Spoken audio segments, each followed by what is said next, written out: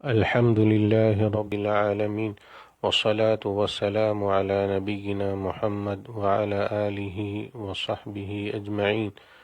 گرامی قدر سامعین، 30ویں پارہ میں ایک سورہ ہے جس کا نام القدر ہے، یعنی قدر و منزلت والی رات۔ القدر کی وجہ تسمیہ یہ ہے کہ اس رات میں سال بھر کے لیے فیصلے کیے جاتے ہیں، یا یہ کہ اس رات جو عبادت کی جاتی ہے اللہ کے ہاں اس کی بڑی قدر ہے اور اس پر بڑا ثواب ہے۔ سورۃ القدر میں لیلۃ القدر کا ذکر آیا ہے اور یہ رمضان کے آخری عشرے میں ہوتی ہے اور طاق راتوں میں اس کی زیادہ امید ہوتی ہے۔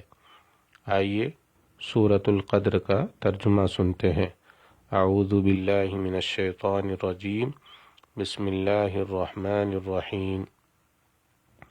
انا انزلناہ فی لیلۃ القدر، یقیناً ہم نے اسے یعنی قرآن مجید کو شب قدر میں نازل فرمایا، یعنی لیلۃ القدر میں قرآن مجید اتارنے کا آغاز کیا، یا لوح محفوظ سے بیت العزت میں جو آسمان دنیا پر ہے ایک ہی مرتبہ اتار دیا۔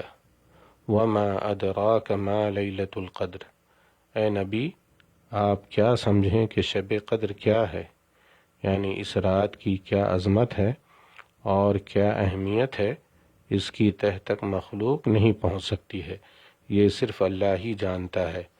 لیلۃ القدر خیر من الف شہر، شب قدر 1000 مہینوں سے بہتر ہے، یعنی اس ایک رات کی عبادت 1000 مہینوں کی عبادت سے بہتر ہے، اور 1000 مہینے 83 سال 4 مہینے بنتے ہیں۔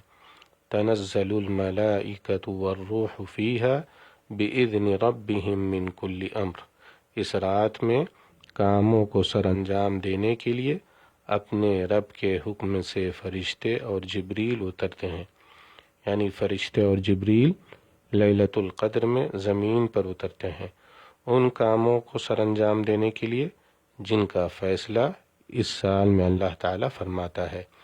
سلام ہی حتی مطلع الفجر، یہ رات فجر کے طلوع ہونے تک سراسر سلامتی کی ہوتی ہے، یعنی اس رات میں شر نہیں، اور مومن اس رات کو شیطان کے شر سے محفوظ رہتے ہیں۔